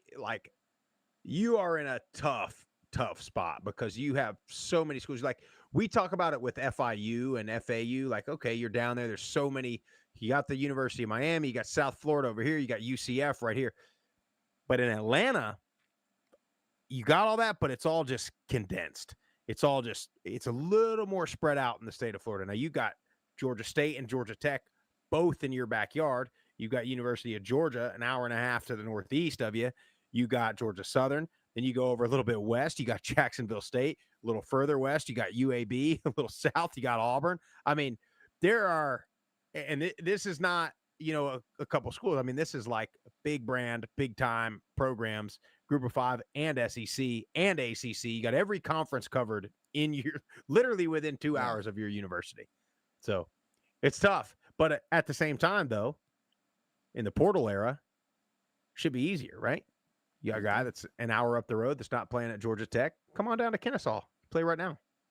I will say this. I think Kennesaw State defensively in the back end is very solid. Yeah. 2 great corners in Jericho Washington and Tyler Allen. But can they stop the run? Right. Well, yeah. If they can, they'll be in every game. Yeah. But you start off 2 games on the road at Wake Forest, at Indiana. You get a nice little, get back game in Merrimack at home. And you got Arkansas State at home. They're going to be a good team. So tough sledding to start. But who knows? Maybe Kennesaw State can shock the world. Dexter Williams. Yeah. Well, let's roll through this real quick, and then we got a bunch of voicemails. So, biggest game. What's your biggest in-conference game Man. besides 100 miles of hate. Besides 100 miles of hate. Yeah, because that is the game. All right, hold on. You go first. I gotta go through my notes and get them. So I got two. One is 100 miles of hate. I think this game is actually, quote, back this year. It's not meaningless like it's been in the past. I think it'll be a good game. And then I got Western Kentucky at Louisiana Tech on a Tuesday night in Ruston. I think is a monster ball game. No, I'm with you. Yeah. You was that Liberty at La Tech? Is that what you said? Western. Okay. I'm going with Western Kentucky at Jacksonville. So I talked about this earlier. After that LSU game, that game has a ton of implications. Honestly, I think who's going to represent outside of Liberty, the other side of who's going to be in the championship game. I think that game is going to tell a lot. I think you're going to have really close to like a 3-way tie for that final spot, and that game's going to make or break who gets in. Yeah, that one and also the week 0 one with Sam Houston. Yeah, biggest Topper, hold on. 2,446 days since MTSU won a game in 100 miles of hate. Hey, you know what was our record when we were there? 2-2, probably. I think so, something like that. I can't remember. It was pretty much every other year, I think. Easy Topper. But back in our day, Jeff. That's right. And then even like the 4 or 5 years after, those games, like every game came down to something wild. Like you remember was it Rod Isaac, the 99-yard scoop and score in the game? Yep. Then you had the Reggie Watley returns a kick to win the game. Then I remember us being there because this was like maybe our first or second year when we were done playing. Ed Batiste, like 3 overtimes at home, touchdown to win. I mean, just like get back to those. Just that's what I want, man. Yeah. Just great games, like decent crowds at those games too. I feel like that's lessened. But anyway, we got to go. Yeah. Non-conference game. I think there's one pretty obvious one. James Madison at Liberty in Lynchburg. I think you have CFP implications on the line. I think for James Madison, they obviously need that win because their schedule, when we look at the Sun Belt, they got Louisville, and they got Liberty. And that's pretty much the extent of their non-conference until later in the season. I think they've got Washington State, but that's huge for them. And then Liberty, I mean, that is it. That is your non-conference resume builder game. So both of those teams will need that there in Lynchburg. Do you have any other one? Yeah, I got one that's group of five, and I think I'm excited to watch both teams, both new coaches. Sam Houston gets UNLV at home. I don't know what to expect yet from UNLV. You got new pieces, at Sam Houston, new coach, all those things. I think that's just going to be a great group of 5 matchup. UNLV at Sam Houston, week 2. All right, Jeff. So last year you picked Liberty over Jacksonville State. And of course we had Jacksonville State over Western, right? I believe so. Man, who they beat? And then I had Liberty over Western. Bad news. I'm sticking with my same pick.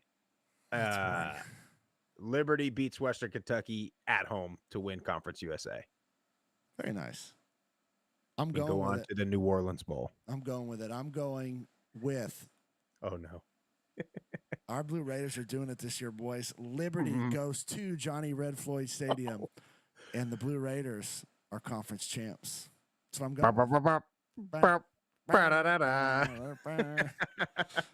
And we beat Western Kentucky in 100 miles of hate, by the way. Topper.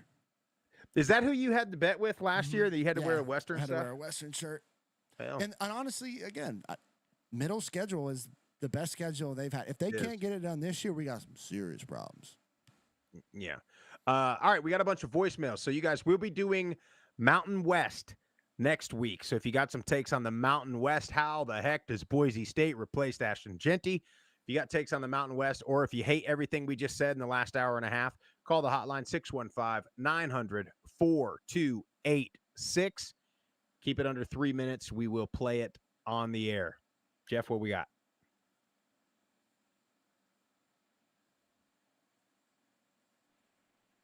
Hey guys, as a lot of people say, long-time listener, first-time caller, go by Little Liberty Arena on X, and appreciate all the coverage that y'all do for the Group of Five, especially Conference USA. I think Liberty's big advantage this year is just overall team depth. I don't know. I think top-end talent maybe is not as good as last year's team, but I think across the board, probably going to be a better team. I do think with all the coaching turnover in the league, that's going to be Liberty's biggest advantage, is just having continuity and having been able to stack a few classes now going into Chadwell's third year. Correct me if I'm wrong, but off the top of my head, I think it's Middle Tennessee, Kennesaw State, FIU, Jacksonville State, maybe some other, New Mexico State with new coaches. And then obviously the teams coming up from FCS, I think that gives Liberty an advantage to at least make the conference championship game, and I think probably will win it. But we'll see. As a whole, I think the league is putting a lot into investment in facilities. You definitely see that in Middle Tennessee right now, and I think Derek Mason's a great coach. I always just enjoyed him at Vanderbilt and other places anyway. So it's definitely going to be a fun league into the future. We'll see what realignment does. Who knows where any of our schools will end up, but appreciate everything and excited to listen to the show tonight and hopefully hear this on the show. Thanks. Bye. Appreciate the call. We didn't even talk about that new Middle Tennessee weight room, did we? Big time. Woo-hoo-hoo-hoo. It is big time. Soren X, which is, of course, the Mercedes-Benz of Cadillac. Wait, it's a Cadillac. Somebody told me one time that the Don Joy was the Cadillac of knee braces. Well, the Cadillac I thought was a safe vehicle. The Don Joy don't work. When there was 5 of us on this show, all 5 of us had a knee injury within the span of about 300 days, dude. So that was probably our 20-year-old turf, but anyways. Yeah, it could have been. It wasn't the Don Joy knee braces. But anyway, yeah, it looks good. But appreciate that call. Yeah, a bunch of new coaches. We talked about that. It's as unknown of a conference as there is, I think. It's a little more, there's so much instability in the conference, whether it be with each individual programs or the conference as a whole, that it's just, it's unpredictable, which makes for one hell of a season to watch. Agreed. All right. What else we got? Let's get to it. Hey there, Group of Five guys. This is Russ Crook from the Fightin' Blue Hens and the Blue Hen Touchdown Club. We cannot be more pleased to be part of the Conference USA with all of our new conference mates. Really looking forward to our first conference game at FIU in September, and then our first home game against the Western Kentucky team on a Friday night, national TV for our parents and family weekend. Should be a good, rollicking crowd. Of course, we're also looking forward to our away game at Colorado, our home game with UConn, and so much more. But it's going to be great fun following you guys and being part of the team. Thanks so much. Go Hens. Appreciate you, Russ. He was in the chat earlier, too, if I'm not mistaken. So shout out to Russ. Let me look at something here. Welcome, by the way. Absolutely. To Delaware and Missouri State. Yeah, I didn't realize that first conference home game was West. Did I hear that correctly? No, home game, yes, is Western, week 5. October 3rd. Family Friday. Weekend too? Friday night. Ooh, I'm telling you, Jeff. Can I say something, Sprouse? Yeah. I have a feeling Colorado's a little bit of a dumpster fire right now, and I think they're going to regret Salter coming over. Well, he's not going to be the guy, is he? Isn't the freshman the guy? I mean, I have done no research into Colorado. I just assume that he's going to be the guy because he's the most athletic probably guy on that roster, most experienced. So they're probably going to start with him. But man, if they could go into Boulder and just hang around, they're going to be ready because Colorado's going to think, oh, Delaware, the Blue Hens, they're going to have that. I don't know who they have next week, but go out to Boulder and just kick their ass. Go out there, do it. Wouldn't that be special? Then they'd retire your jersey if you win one game there. I think that's the rule that they set in place. But no, anyway, thanks for the call. Yeah, welcome to Delaware, man. I'm telling you, Delaware is going to be good. A problem in this conference. I think so. Let's get to the next one. Group of five guys. This is Sean O'Toole from southwestern Pennsylvania calling back again. And just wanted to carry over some of the good interaction you all started online last week with the Commander-in-Chief's trophy and the military schools, looking at some of the coaching history and everything that's going on there. I'm not sure people realize and how fortunate, particularly as academies, the quality of coaching that's gone through there since 2007. I'm using that benchmark of when Troy Calhoun took over for Fisher DeBerry, because since that point in time, guys done nothing but win. And a lot of guys have done similar, right? But at such a high level that I didn't realize looking through current active coaches, he's active wins leader for Group of Five, and that is Jeff Monken also. Not too far down the ladder is Ken Niumatalolo, but we're talking top 10 overall wins. Current active coaches is both Calhoun and Monken. And I think a lot of times we get trapped in this really crazy logic of, yeah, well, those guys are great for military academy coaches. And I don't think we give them proper respect for not just graduating officers, but the brilliant football minds they are. Monken won, obviously, before going to Army. That's how he got there and done a great job there. Troy Calhoun was a good coach in the NFL, had a lot of prospects outside of there. I think a great example is Ken Niumatalolo, right? An option guy, leveraging academy, and he left Navy, and I think he's done great at San Jose State so far. I'm not sure there's much expectations there. These aren't just option or academy coaches. These are really, really good football coaches. Furthermore, they're investing in our country. The way that they develop these guys as players and they develop them as future officers, I think it's fantastic. I love any opportunity we get to celebrate them. But I like celebrating Air Force more because they won the CIC the most, and they've been the most dominant program in the CIC circuit since they joined it. I just dropped that nugget. And I also had this wonderful epiphany that just come upon me. When we talk about these coaches and what they have to work with, do they have these shows with housewife swaps? Let's take like a Ryan Day or one of these guys with the major programs that are deeply funded and were particularly funded well before it became, let's quote, legal. And let's see them go to some of these programs and see how well they develop and coach players without the bags of money at night, now the money through the portal and all the financial backing they have. I think it'd make for some great entertainment. So all that just to say, looking forward to football season, looking forward to seeing what really the product on the field is, and moreover, thank you all for everything you're doing with the group of. Appreciate Cut you, him off. Sean. Yeah, it was right at 3 minutes. Well, yeah, I mean, and Troy Calhoun, there was a lot of buzz for him circa like 2009 of taking the Tennessee job, like a lot. And then all those idiots thought, well, they're going to run the option here. No, they're not, you idiot. These are actually halfway decent coaches, like Sean was saying, that they run it because that's the personnel that they have. They're not just like, I'm going to run the option no matter what. Like, they're not Irk Russell, you know what I mean? Or Paul Johnson, that's like just option guys. They run it because that's what they got. Like he said, Calhoun was an NFL guy before he went to the Air Force Academy. And then Monken, I am shocked that he hasn't been. I mean, I'm sure he has. I'm sure his phone rings off the hook all the time. And he's still hanging in there at West Point. Yep. Niumatalolo, what their run that they had at Navy, it's kind of in our day, like late 2000s, into 2011 and on a little bit, their run at Navy, and then what Army's doing now. I mean, it's interesting how the three of them have, like, because when we tweeted that the other day, Air Force like dominated the 80s, like just absolutely dominated. And then Navy, like the 2010s, dominated. And now, now it's pretty balanced.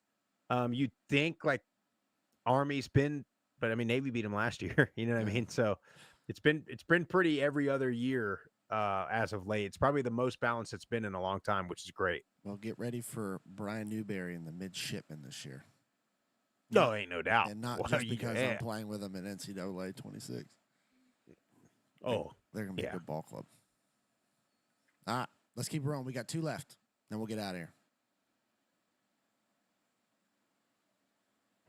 Group of 5 guys, Terry Johnson calling, and man, we have football next month. That feels good to say. Little pissed off though. The reason why is Feel Steel's magazine is only sold at bookstores, and I don't have a Barnes and Noble anywhere near me. The closest Barnes and Noble near me is 45 minutes away, and that's a drive for me to make through the SoCal with the North Cal countryside in order to get to a Barnes and Noble. I don't really feel like doing that, so it kind of annoys me that I do that. I don't really feel like buying it. I just go and I browse, and I just like to take pictures of pages of magazines, football magazines, so I don't have to buy them. So Feel Steel, thanks for that, for trying to find my loophole and exploiting it. So a little annoyed there. But yeah, man, looking forward to the football season. I like, during this time of the year, during the lull, I'm a big MMA fan, so I like watching a lot of UFC events every weekend. There's not one this weekend. That's a bummer. But I also like to go back, and I just like to watch just highlights of old Group of 5 football games. I like to just go back and rewatch games. I really like watching UTSA's run through the 2021, 22, 23 seasons. Those good Frank Harris, Joseph Cephas, Zachary Franklin days. So I really like watching that. I like watching old, Boise State film and, Hawaii. I saw Hawaii had like old Brennan highlight playing. I saw that Murph showed. So I like watching old highlights of old Group of 5 football games. So I don't know, maybe a segment you guys can do. What's been like the best Group of 5 football game you've ever watched? Most exciting, one on TV or live? Maybe rank the best Group of 5 games. One of my favorites, I like watching UTSA versus Western Kentucky in that 2021 season. Of course, I'm a UL fan. I love watching UL beat App State for the first conference championship win back in 2021, being a ranked opponent. And those are great games to watch. So is that something you guys like to do also? What's the best units you like to watch? Or best units in the Group of 5 you've seen? UTSA had, I think, NFL wide receivers with Cephas, Cardenas, Franklin, all on one team with Harris getting the ball. I think UL had 5 offensive linemen drafted in that 2020 class. It went 5 for 5 on that O-line getting drafted throughout the years. So, I don't know, just something to bring up. Love y'all, and God bless Group of 5. God bless Group of 5 guys. Go Cajuns. Appreciate you, Terry. God, that UTSA team was so loaded, and then the receivers left. Yeah. I think they got a chance this year. Yeah, they should be better. Yeah, and then he had that Louisiana O-line was really good. Robert Hunt played for the Dolphins for a really long time. I don't know. Off the top of my head, watching the Army offensive line from this past year, and I think then again going into this year is going to be them and Navy, any of the academies to watch the offensive line because they're just so athletic. Yeah. I'm sure you're a quarterback guy. Yeah, obviously I posted Colt Brennan. That was my guy growing up. But that Colt Brennan, Devon Bess, was just the best for a quarterback standpoint. Run and shoot. Let's throw it freaking 40, 50 times a game. That was my thing back in the day. So, did you see that Devon Bess autograph picture I had? I posted on my account. Yeah, I got all I have a. Actually, it's my trunk. It's a blue chest that they give to you at the academy. Put everything in it. Nice. So, but now it's where all of my memorabilia and stuff is. And then I had just cleaning some stuff out. It's my mom had kept a bunch of the high school newspaper stuff and all that. But yeah, dude, I found Devon Best thing. I got a Ricky Williams MVP. I got all kind of stuff in there. I don't know if anything's worth anything, but money, maybe. What's that? I was saying worth some money, maybe. Yeah, maybe. I gotta go to a place and get them graded and all that. But anyway, I don't know. Another unit as we were talking was so fun to watch was the Cincinnati defense, the one that made the playoff. Yeah, with Sauce Gardner and I can't remember the defensive end. Wiley, I can't remember the DN that they had. Yeah, that defense was really good, really really good, and they were running that. They were 3 down too. Desmond So Ritter. Yeah, they were really, really good. But anyway. Let's get to our last one. Group of 5 guys, Josh Bevel here, calling on my way home from work from gorgeous Perry, Georgia. I just had to vent. But before I vent, La Tech's going to the Sun Belt, whatever. Tired of that. I'm just glad it's over with. Whatever. People are mad. I don't really like it, but I could care less anymore. I just wanted it to be over with. And I'll give my Sun Belt preview when the time comes. But anyway, I had to vent about this. So, saw a friend this weekend. Well, not so much a friend. An acquaintance this weekend. Georgia Southern grad, but just a diehard UGA fan. So, this guy, no lie, last fall, Georgia Southern grad, I might add, last fall, came to the Georgia Southern game with a UGA collared shirt and hat on. Kick him out. First mistake. So I asked him, I said, hey, man, you graduated from this university. Why can't you wear Georgia Southern so? Oh, I don't really like them, blah, blah, blah, blah, blah. I know he's not going to listen to this, but I'm not going to drop his name. So I ran into him this weekend. We were, shooting the shit, whatever. And he asked me, he goes, do you root for Georgia? And I said, no. And I said, I'm a Georgia Southern fan. I said, and I will be till the damn day that I die. Amen. And he said, well, who's your other team that you root for? People who actually compete for stuff. And I said, what are you talking about? I said, we're competing for a Sun Belt championship. And I don't think we're going to make the playoffs, but hopefully one day have a spot in the college football playoffs. And he goes, no, but seriously, who's your second team? Who's your SEC team that you root for? And I said, I could care less. I said, I root for the damn group of 5 when I'm not rooting for Georgia Southern. You know how we do it. We're group of 5 till the day that we freaking die, boys. Amen. We don't root for Georgia. None of this SEC bull crap. Screw them all. We're group of 5 through and through. And I told them, God bless the group of 5. God bless the group of 5 guys. Hail Southern. Very good. Amen. Great job. Speaking of SEC, he almost sounded like a Paul Feinbaum caller right there. He was so damn fired up. That was impressive stuff. I love it. I was in Josh Bevel's, I almost called him, but I didn't. I was in Warner Robins. I had to buy a wagon off Facebook. Would you believe I drove 3 hours round trip to buy a wagon, a beach wagon off of the Facebook? It's amazing, dude. On a Friday, dude. On Friday, all I want to do is come home from work and crack open a cold one. But I got to go to Warner Robins to buy a wagon and drive straight back. I think Warner Robins is pretty close to old house in that Houston County where he lives. I don't know. Anyway, appreciate you, Josh, as always. Long show tonight. Had a lot to get to. We will be covering the Mountain West, which I don't imagine will go any quicker.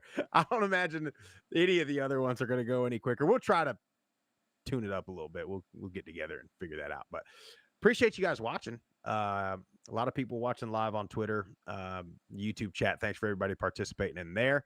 If you like the show, make sure you subscribe anywhere you get your favorite podcasts, YouTube, Apple Podcasts, Spotify. Go to the Believe Network. Check out the show on there. Follow us on all the social platforms at Group of 5 Guys. Most importantly, tell all your family, friends, and acquaintances, Group of 5 fan or not, all about us. God bless the Group of 5. God bless the Group of 5 Guys. We're out of here.